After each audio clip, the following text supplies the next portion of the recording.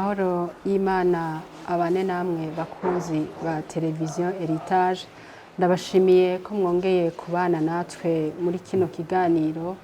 Nizera neza ko muri amahoro, ndanabifuriza umugisha w'Imana kandi ndabizeza ko nimukurikirana kino kiganiro gifise teme ivuga ngo urugo rukristo, muraza kuhungukira cyane rwose ku bijanye no kubaka ingo zanyu. Uyu munsi rero ni umunsi udasanzwe hano muri televiziyo ya Heritage, kuko twagize umugisha udasanzwe wo kwakira umukozi w'Imana w'umunyamugisha. Niteka rero rikomeye ryo kubana nawe muri kino kiganiro, nkaba nashaka kumuha ikaze. Pastor Namahoro. Namahoro. Hariho abantu benshi barindiye kumenya uwo muntu turi kumwe, nashaka ndabaha ikaze mubaramutse. Mwakoze cyane. Nitwa Desire Habyarimana, nubatse urugo, mfite umudamu n'abana babiri, hanyuma nkunda Yesu. Amen. Murakoze cyane. Natwe tukorana n'abakunda Yesu. Ego. Ariko mu majambo make, Pastor Desire ninde? Pastor Desire ni umukozi w'Imana, akora ivugabutumwa, ariko cyane cyane mu kubaka umuryango, mu kubaka urugo, cyangwa se gufasha abubatsi ingo mu buryo butandukanye. Abantu benshi nibyo banziho. Rero twagize amahirwe yo kubana na mwebwe uno mugoroba mwiza, nkaba nongeye kubaha ikaze muri kino kiganiro cy'ingo n'imiryango, aho tugire tuvugane ku rugo rukristo. Mbega Pastor, ubwa mbere na mbere, urugo ni iki? Urugo ni ihuriro ry'abantu, umugabo, umugore, hanyuma bakagira umugisha wo kugira abana, n'abandi bashobora kuba muri urwo rugo. Ndavuga abavukana n'umugabo, abavukana n'umugore, cyangwa se abandi bantu bahisemo ko babana nabo. Abo nibo bagize urugo. Mbega urwo rugo rwoba ruva ku Mana? Yego, urugo ruva ku Mana. Imana mu itangira ibice bibiri haravuga ngo si byiza ko umuntu aba wenyine, reka muremere umufasha umukwiriye. Itangiriro 2:18 hagaragaza ko Imana ariyo yatangije urugo bwa mbere. Amen. Hanyuma Bibiliya iravuga ngo amatungo n'ubutunzi bwose umuntu abiragwa n'ababyeyi, ariko urugo umuntu aruhabwa n'Imana. Ubwo iyo tuvuze urugo n'umugabo, umugore mwiza, umuntu amuhabwa n'Imana. Ababyeyi bashobora gutanga ibindi bintu, ariko urugo rwo rutangwa n'Imana. Amen. Urugo rukristo ga Pastor, Imana inezerererwa, ni urugo rumeze gute? Urakoze. Urugo Imana inezerererwa ni urufite fondation, cyangwa se rwatangiriye ku Mana nanone. Twabonye ko mu itangiriro ibice 2:18 Imana ariyo yatangije urugo bwa mbere. Hanyuma Zaburi 127 umurongo wa mbere haravuga ngo Uwiteka iyo atari we yubaka, abubaka bose baruhira ubusa. Ni ukuvuga ngo fondasiyo y'ingo ni ebyiri. Ni ukubakira ahandi hashobora kuba amafaranga, diplome, umuryango n'ibindi, ubwiza n'ibindi bitandukanye. Hanyuma hakaba no kubakira ku Mana. Ngewe urugo ndurebera muri fondasiyo. Hano nagira ngo abadukurikiye bahumve neza. Abantu bashobora gukorera urugo, bashobora gukorera ubukwe mu ishengero, kandi urugo rutavuye ku Mana. Birashoboka? Yego, birashoboka. Bakabasezeranya, bagakora ubukwe mu buryo nyine bwa bundi twese tubona bwiza, ariko Imana itaragize uruhare mu guhuza abo bantu. Kandi bakijijwe, bakunda Yesu, ari abantu bizeye. Rero urugo ruva ku Mana rwakirwa mu bice bitatu: umwuka, ubugingo n'umubiri. Birababaje ko abantu benshi bitwa abakristo bubaka mu mubiri gusa, bubaka mu mubiri bitari mu mpemu nta kirimo, no mu bugingo nta kirimo. Reka mpere mu gice cy'umwuka, mvuge ibi byakagombye kuba birimo kugira ngo urugo rube ruva ku Mana. Icya mbere ni uko aba bantu bagiye kubana bagomba kuba barakijijwe, barakiriye Kristo. Niyo principe fondamentale. barakiriye kirisito nk'umwami n'umukiza.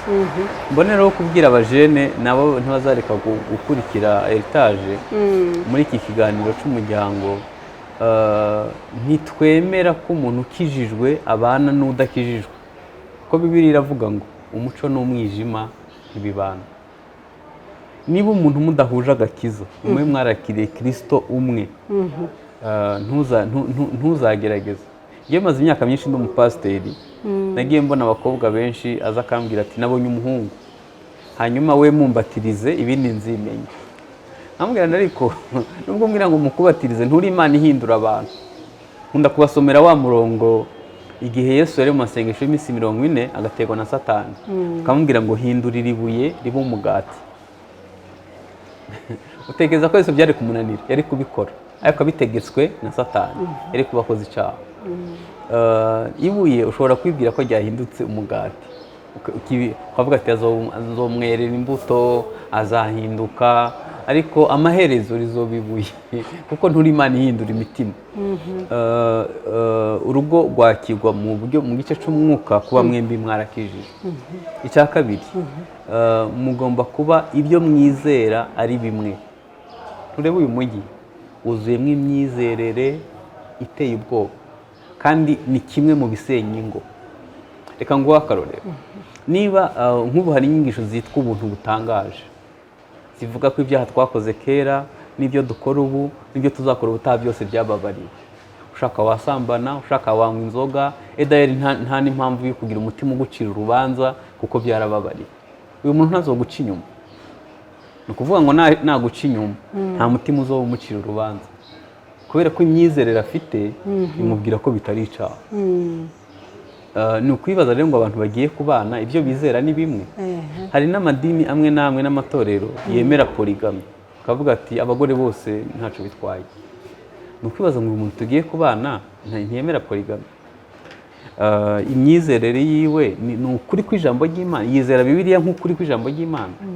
Icya gatatu, ni ukwibaza ngo umwuka utuyobora ni umwuka umwe, kubera ko iyo tuvuze umwuka, muvuze umwuka umwe mushasa mwemu twakiriye ni mwemu yera. Kubera ko hariyo mwemu nyinshi, imwemu ni nyinshi. Hari n'abandi bantu bakora ibintu bijya gusa n'iby'abakizwa, bagasa nabo nabuzura n'umwuka, ariko mu by'uko atari umwuka wera. abo nabo barabaho. Barabaho no gusenga, bajya gusenga nk'ibya kirokore, nk'iby'abakizwa, ariko bazajya kureba umwuka wabo ugasanga si umwuka wera. Baba ariko bakorera uwundi mwami rero. Bafite undi mwami. Reka ntange nk'akarorero koroshe. Ibaze ubanye n'umuntu ushobora kurwara, agahita akugira inama ko kujya muri ba bakecuru ahantu ataco bitwaye, kujya ku mupfumu ntaco bitwaye, kubera ko nibyo yizera, ni wo mwuka afite. Ukwiye kwibaza ngo uyu muntu duhuje umwuka. Ikindi ni ukwibaza ngo uyu muntu tugiye kubana, twacaye mu gice cy'imwemu, turi mu gice cy'imwemu, muri bya bice bitatu urugo rwakigwamo. Ni ukwibaza ngo uyu muntu tubanye yubatse umubano we na Kristo ari babiri imbere yuko tubana. Ni umuntu yiherera agasoma Bibiliya, ni umuntu ashobora gufata igihe akiriza ubusa. Ese nitugira ibibazo tuzapfukama hamwe dusengera ibibazo by'urugo rwacu, tuzobyumva kumwe. Ni ukwibaza, kuko reka nkubaza, niba umuntu adaherukana n'Imana, akaba atari umuntu ashobora kwicara ngo aje gushaka Imana, kuko urebye ukuntu Imana yubatse urugo, habanza Yesu, hagakurikira umugabo, hagakurikira umugore, hagakurikira abana n'abandi. Kuba ndi umugabo, nkwiye kumenya ko hejuru yanjye hari undi mugabo ngomba guha raporo, hanyuma akampa ico nyoboza abo hasi. Niba rero ngewe ntajya ku Mana na rimwe ngo tube turi inshuti n'Imana, abo hasi nzobamanuraho kameremere n'ibikomere n'ubwenge rimwe na rimwe butari bwiza, mbayobora uko mbyumva. Ariko iyo ufite Imana wubaha, utinya, ishobora kukubaza responsabilité yaguhaye, uritonda. Hanyuma ikindi cya gatanu ni ukwibaza ngo uyu muntu akundisha Imana umutima wose n'ubwenge n'imbaraga.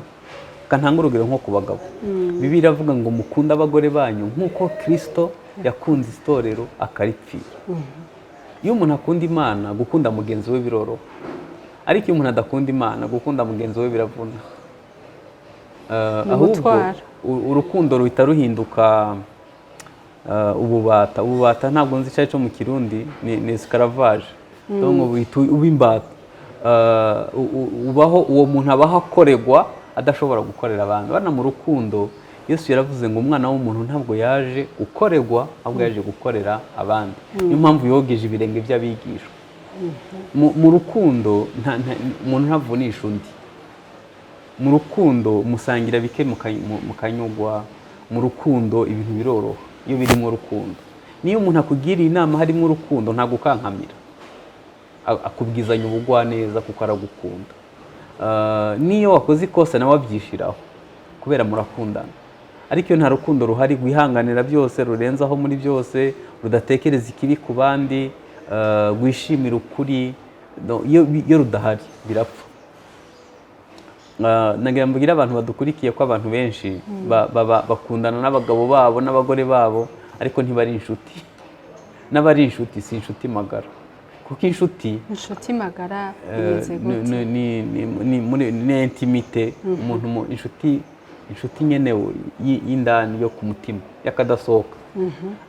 Uwo niwe igaragarira mu biki. Reka ntange akarorero. Iyo umuntu muri inshuti, akantu kose kakubayeho ni wowe wa mbere ukabwira. Ni utaha umukumbuye. Iyo umubonye uba wumva umutima wawe wifuza, wumva munezererewe. Communication ntigora, kuganira ntibigorana, n'ibindi byose ntibigora kubera ko muri inshuti. Ariko iyo mutari inshuti, urugo ruhinduka umutwaro, ruhinduka intambara. Muhora mushinjanya amakosa, uhora mubwira ibitagenda kubera ko nyine ntimuri inshuti. Hanyuma ikindi ntabwo ari icyo kimwe gusa. Mu gice cy'umwuka hari ikindi mu gice cy'umwuka dukwiye kwitekerezaho. Ese koko ni Imana yaduhuje cyangwa n'abantu babigiyemo? Uzi ko hari n'abantu barongorwa mu buryo butari nk'ubu umuntu agapanga n'umuhanuzi wo mu Kayanza n'uw'i Muyinga n'uwo mu Rumonge, bose bakagutelefona bakavuga ati umuhungu azoza kukuramutsa dimanche yambaye ishati itukura niwo mugabo wawe. Wumva ubibwiwe n'umuntu yagutelefoniye akubwira ko yari kugusengera cyangwa ari mu masengesho, Imana ikamuha telefone yawe ukavuga ati yo uzi ko Imana inkunda. Kumbe ari abantu babigiyemo, bagize amanyanga kugira ngo urwo rugo rubeho rutangire. Abantu bagiye barongorwa gutyo. Hari abantu badahuzwa n'Imana, bahuzwa n'ibindi byinshi, bahuzwa n'ibindi byinshi bitari Imana. Niyo mpamvu ari ikintu cy'ingenzi kwibaza ngo guhura kwacu hari ibimenyetso ko Imana ari iduhuje. Niyo bikomeye mu rugo hakagira ibintu, urabona imyaka 5 ya mbere ibanza tuyita imyaka yo guhuza ingeso. Iyi myaka yo kwajisita ingeso iragorana cyane. Gushira ku murongo muba mutaramenyana, muba mutazinanye ibintu byinshi. Iyo Imana ariyo yabahuje, byibuze ujya kumanuka ukabwira ati wa muntu wampaye yarananiye, ari kumvuna arangora byibuze. Ariko hari abantu baba barabishuguritse atari Imana yabitangije.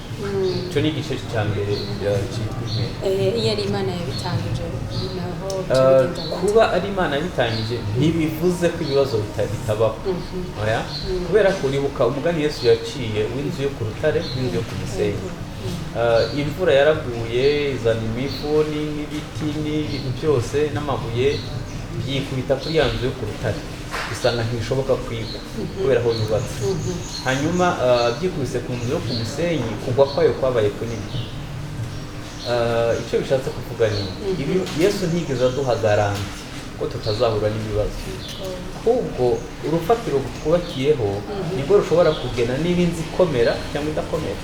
Ibibazo byo mu ngo birasa, ibibazo byo mu ngo ku isi yose birasa, ahubwo gukomera kw'inzu biterwa n'aho yubatse. Niba ari Imana yabahuje, iyo miyaga yose nibikubitaho n'ibindi byose ntizobashobora, kuko mwahujwe n'agakiza, muri bene data, muzoraganwa ubugingo buhoraho, muhuje impemu, umwe niyo yagize intege nke birashoboka ko Imana imucisha bugufi byoroshye n'ibindi bimeze gutyo. Kubera urufatiro iyo ari ruzima urugo rushobora kuba ruzima n'iyo mwavomye urangije babiri barutuye. Ariko iyo abantu babyigiriyemo bonyine ndabizi ko isenyerana ry'iyo nzu riba rikomeye. Icyo ni igice cyitwa cya mbere urugo rwakirwa. Nagira ngo mbaze abadukurikiye mwebwe byagenze iyo usuzumye neza urugo rwanyu rwatangiriye ku Mana. Niba rutaratangiriye ku Mana rero kuruha uzaba kuremereye. Iyo atari we yubaka abubaka baruhira. Hanyuma igice cya kabiri ni igice cyitwa ubugingo. Turi kuvuga byanditse mu Batesalonike 5:23-24. Aravuga ngo Imana y'amahoro ibeze rwose mwebwe ubwanyu umwuka wanyu ubugingo n'umubiri birarindwe ntazabaho umugayo. Niho hagaragaza ko umuntu agizwe n'ibice bitatu. N'urugo rero rwakirwa mu bice bitatu. Mu gice cy'ubugingo harimo ibintu bine. Harimo ubwenge, harimo kamere, harimo amahitamo n'amarangamutima. Duhere ku bwenge. Ubwenge buva ahantu hane nabwo. Hari ubwa karemano, hari ubumenyi twiga mu ishuri, hari ubwenge bwo kubaha Imana, hakabaho n'ubwenge donc habaho ubumenyi, hakabaho ubwenge bw'impano, hakabaho ubwo twavukanye, hakabaho n'ubwenge bw'ingabire impano ziva ku Mana. Noneho ubwo bwenge bwose bugomba kuba buserva ubwami bw'Imana ariko buserva n'urugo. Kananga akarorero. Yakobo yaravuze ngo abantu bafite ubwenge ngo butava ku Mana, butemera kugirwa inama, ubwenge butari ubw'ineza, ubwenge Yakobo niko yanditse. Reka nguhe akarorero. Niba mu gice cya kangahe pastor? Ngira ngo ni ibice bitatu. Urabona nk'umugabo agura inzu, umugore we ntabizi, abana be ntabizi. Reka tureke inzu. Ufite konte umugore wawe atariho cyangwa umugabo wawe atariho, uramutse upfuye n'inde yabi benefisi byaba ibyande? Kubera ko ufite ubwenge butari ubw'Imana. Hakabaho ubwenge burimo kwikunda. Ubwenge bukwigisha kwikunda, kwigurira impuzu wenyine, kwiyambika wenyine, kwisohokana wenyine, ibintu byose byiza bikaba ari wowe bigenewe. Noneho ubwenge bukakubwira ko ari wowe, ibintu byose ari wowe ukwiye kubikorerwa. Abantu bose bo mu rugo bakaberaho gukorera wowe. Ubwo bwenge ntabwo ari ubw'Imana. Dukwiye kwibaza ngo ubwenge bwacu, bwaba ubwo twavukanye, bwaba ubumenyi twize mu ishuri, bwaba ubwenge bw'impano cyangwa ubwenge bwo kubaha Imana, ubu bwenge bwose bubereyeho guseriva urugo. Hanyuma icya kabiri mu gice cy'ubugingo ni ukwibaza ngo nshyira imbaraga mu guhinduka muri kamere yanjye, kuko mu rugo uzabona duhora dutungana intoki. Ntiyavuze gutya, ntiyitwaye gutya, ntiyakoze ibi n'ibi, abandi bose bagahora ari bo bafite amakosa, wowe uri umwere. Iyo uri umuntu ushyira imbaraga mu gusa na Yesu, ibintu Yesu atakora nawe ntiwabikora, ibyo atavuga nawe ntiwabivuga. Ukwiye kwibaza ngo shyira imbaraga mu gusa na Yesu ngewe, kuko reka nkubwire akantu gakomeye. Sinzi niba turibona ijambo ryiza ry'ikirundi, umuntu yubaka uko yubatse imbere muri bo.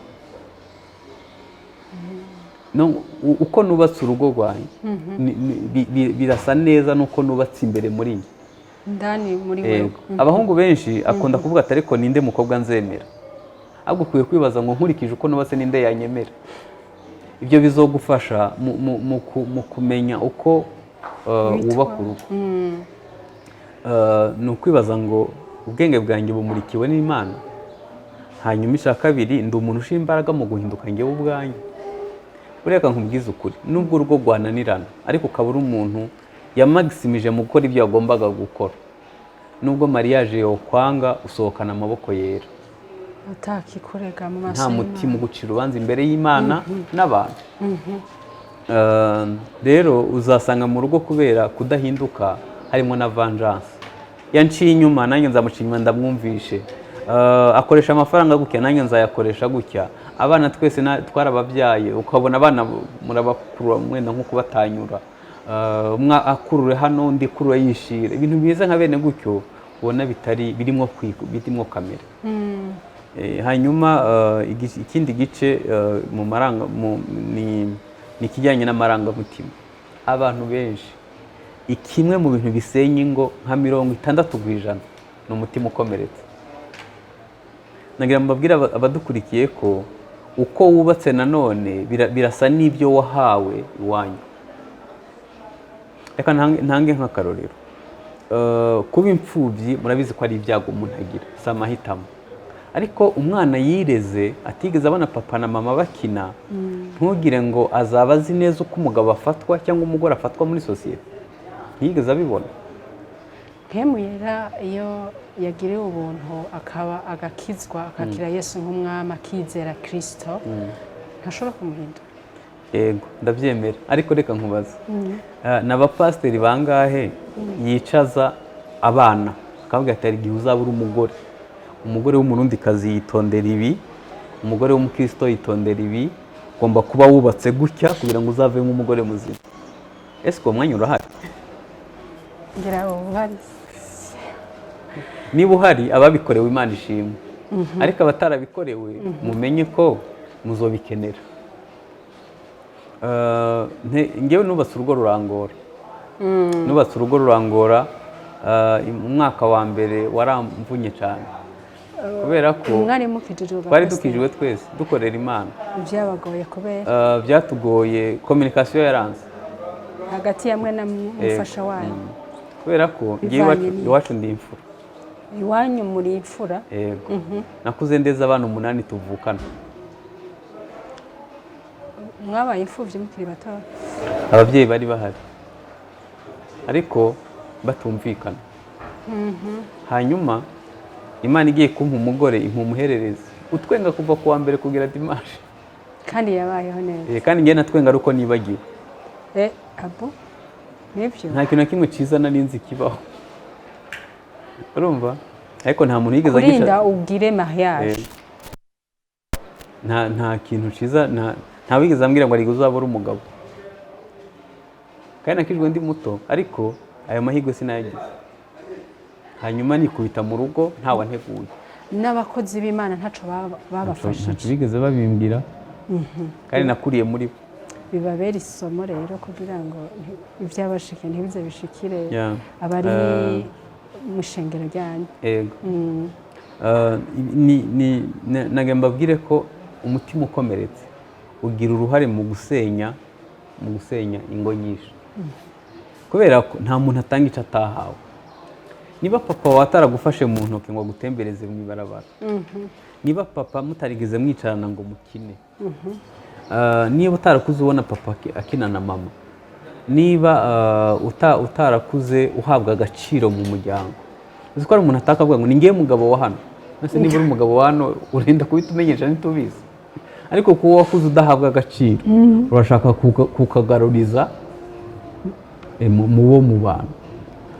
Abantu benshi bayobowe n'umutima ukomeretse. Ntibashobora kwishimira urugo, ntibashobora kwishimira ubuzima kubera umutima ukomeretse. Kimwe mu bintu bisenya urugo ni umutima ukomeretse.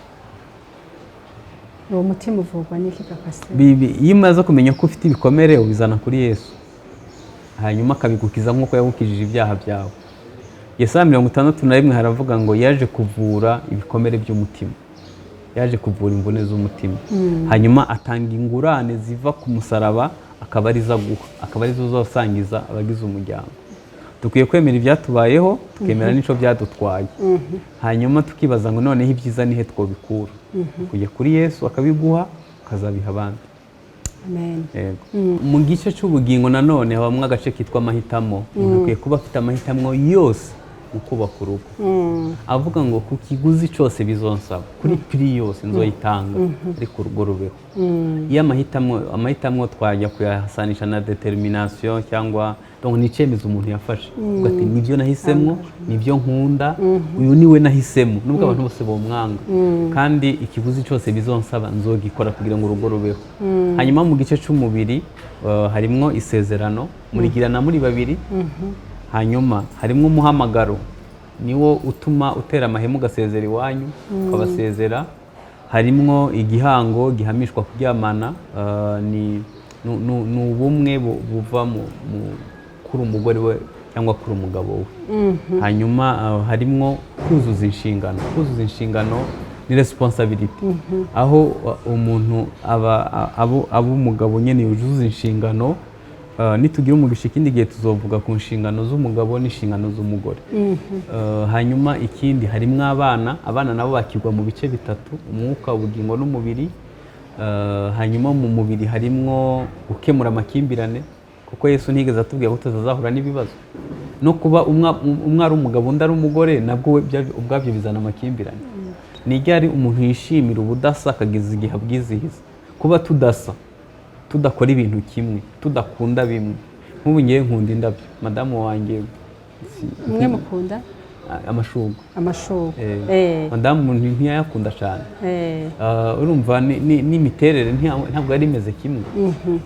Ariko kuri ubu bigenda bihura kubera ko bigera igihe nyine mukishimira ko mudasa mukabona ari wo munezero kuruta kubifata nk'ikibazo. Ubuye murabona yuko ashobora no kubagirira akantu k'akadekora akoresheje ayo mashurwe kubera ziko umutware wiwe yakunda. Muri icyo gihe umuntu amenya arangaje d'amour kuri mugenzi we. Ni uruhe rurimi rw'urukundo kuri mugenzi wanyu. Mu mubiri harimo kwakira abashyitsi, mu mubiri harimo gushaka ibitunga urugo, gukoresha umutungo. Ibyo bintu byose biba mu gice cyitwa umubiri. Urugo rwa gikristo rero rwakirwa mu bice bitatu: impwemu, ubugingo n'umubiri. Yego cyane, murakoze cyane bakunzi ba televiziyo Heritage. Ikiganiro cacu kizobandanya ku munsi wa kabiri nk'aya mango. Umwami Yesu abaho umugisha.